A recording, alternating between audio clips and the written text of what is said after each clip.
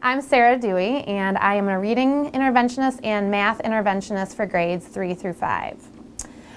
The reason we created math zones was because we felt as though we were only reaching our average students in math. Our whole class instruction didn't support our struggling students or our excelling students. There's so many good pieces to math instruction, but we just didn't feel like we could fit it all in. We loved the approach to a literacy workshop model and thought that we could create something similar with math. Math Zones allows for student choice. It gives students ownership over their work, and it increases motivation and student engagement.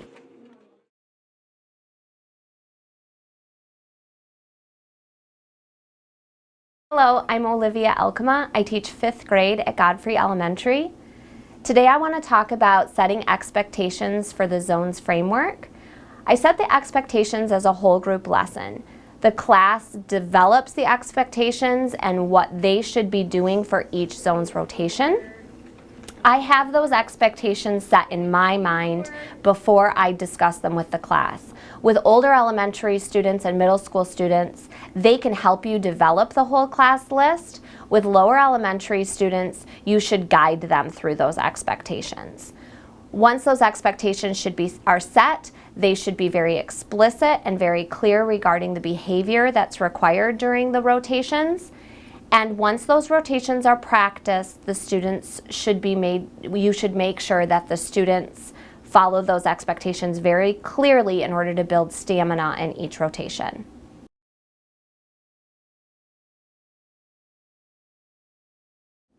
In your whole group instruction, you're going to teach the students directly the standard that you're trying to cover at the time. You're going to introduce the strategies and the skills that you want them to learn. You're going to revisit any knowledge gaps that the students have that you have discovered as a whole group. I also use this time to create the interactive notebook and do vocabulary instruction and review. Any topics that you feel that the entire class needs is what you cover during whole group time. That being said, this is not just teacher-directed instruction. This can be kinesthetic and learning that can involve movement.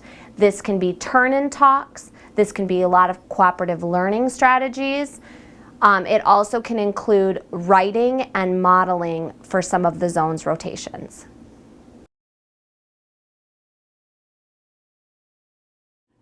Hi, my name is Kristen Root and I teach 3rd grade at Godfrey Elementary. The Memorize Fact Zone is something that we really enjoy. The kids get excited for. I know we've all struggled with fact fluency, and with the Common Core standards today requiring that higher level thinking for students to apply into math, we spend a lot of different ways using that. We use flashcards, we do online things, online flashcards. My favorite zones is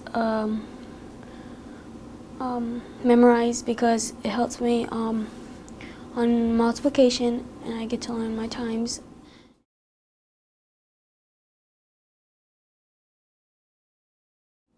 The On Your Own zone contains mostly paper pencil work, and it's the work that's going to deepen the algorithmic fluency through the independent practice of whatever current unit of study that you're on. This also could include spiral review of standards that you've already taught and maybe you think that the students need a little bit more practice on. This is not busy work for the students. This should not be work that the students already know how to do and are just going back to their seats to give you some time to work with small groups. This should be on the current unit that you are already working on. My favorite math is On Your Own because I can learn more better on Your Own and it's easier for me to do.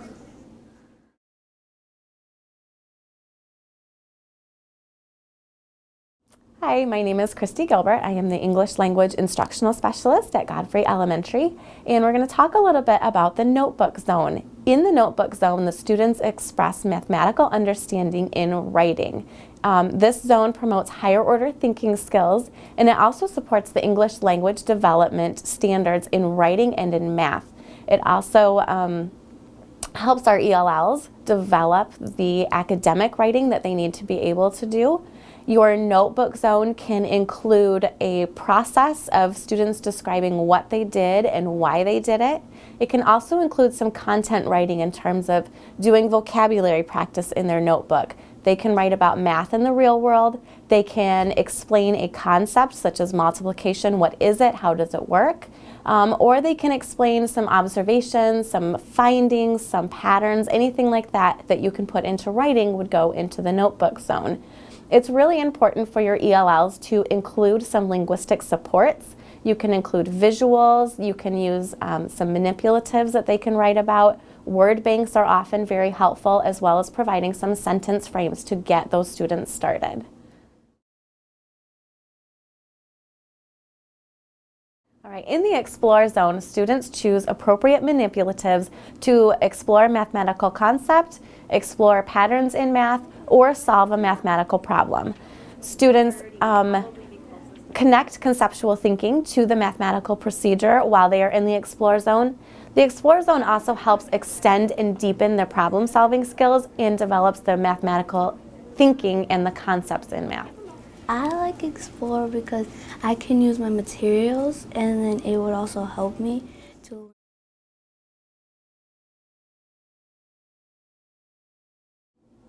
In the Play with Someone zone, students apply math in a game format. We found that playing in math promotes speaking fluency, fact fluency, and problem-solving skills. Also, the Play with Someone zone activates the real-world skills of cooperation and verbal communication. In the Play with Someone zone, we teach students how to use respectful conversations in math, and we also support ELL's language development with sentence frames.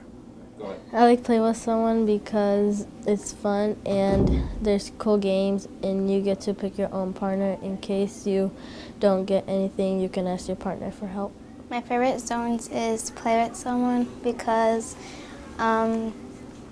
if you need help, you always have a partner to help you with things, and you learn more strategies with zones.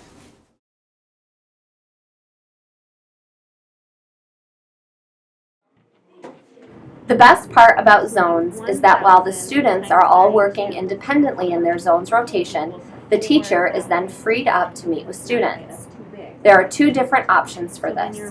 One option is meeting with a small group. Small groups are formed based on data from informal assessments. Teachers are able to meet with these students and give more individualized instruction based on need. Students who are working in a small group are less able to hide if they do not understand the concept, as they may try to do during whole group instruction. For small group work, students are pulled from their zones rotation to work with a teacher, and then dismissed back into the rotations as they finish with the teacher. Another option during zones rotations is conferencing. During this option, the teacher works with the student within the zones rotation as the student works.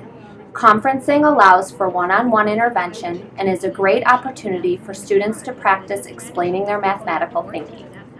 Teachers should keep notes during this time on who they have met with and the areas of mastery or need for future use. Zones is a balanced math framework for your classroom that develops students' academic language and advances all student achievement, especially those who need English language support.